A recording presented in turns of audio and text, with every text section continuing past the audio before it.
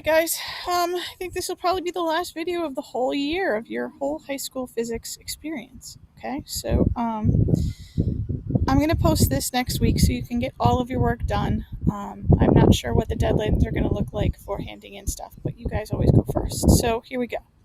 Alright, so the first assignment this week was series circuit. So in that, the current comes out of the battery, goes through one resistor, and then goes through another resistor. Okay. In parallel circuits, you can see here, where is my pencil? So here we have a battery. The current is coming out of the battery, and then it goes to this point where the current splits into two, and then goes through each resistor at the same time. Okay, so the formulas are different. You have a picture of my formula sheet in classroom. Okay. They do some weird things here how they do this, but if you remember, the equivalent resistance in a parallel circuit is 1 over resistance equivalent equals 1 over R1 plus 1 over R2. It's like the capacitance in series. Okay, so if you notice, that's what they're doing here, and you end up with a total equivalent resistance of 4 ohms. Okay, so it's basically 1 over 12 plus 1 over 6, and then they just solve that. Okay. Next, they ask you what the total current of the circuit is. Okay. So if you notice, they're taking the total potential and they're dividing it by the total resistance, and you get 2 amps. Okay.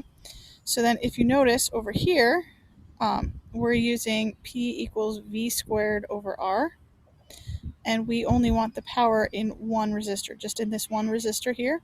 So if you notice, the potential in a parallel circuit is the same through each resistor. It doesn't split. So it would just be 8 squared over 12. So that gives you 5.3 watts. And then the second one, they want to know what the current is through resistor 2. So they're just using V equals IR. V would be the total voltage because the voltage through each resistor in a parallel circuit is the same. And then they're using resistance 2. So you get 1.3 amps. Okay, so then down here we have the same setup, just different numbers. They ask you all the same questions right there, so those are the answers for that one.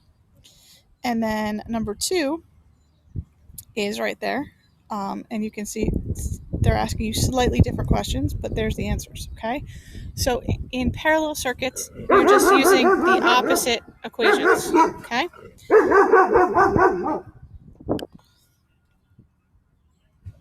Okay, so where was I before the dog started barking? So in a parallel circuit, you're going to use the parallel equations. In a series circuit, you're going to use the series equations. And then if you have a combination circuit, which is totally possible, and most of the problems in your book are combination, because in real life, most of them are combination, you're going to use a combination of the formulas as you need to. Okay?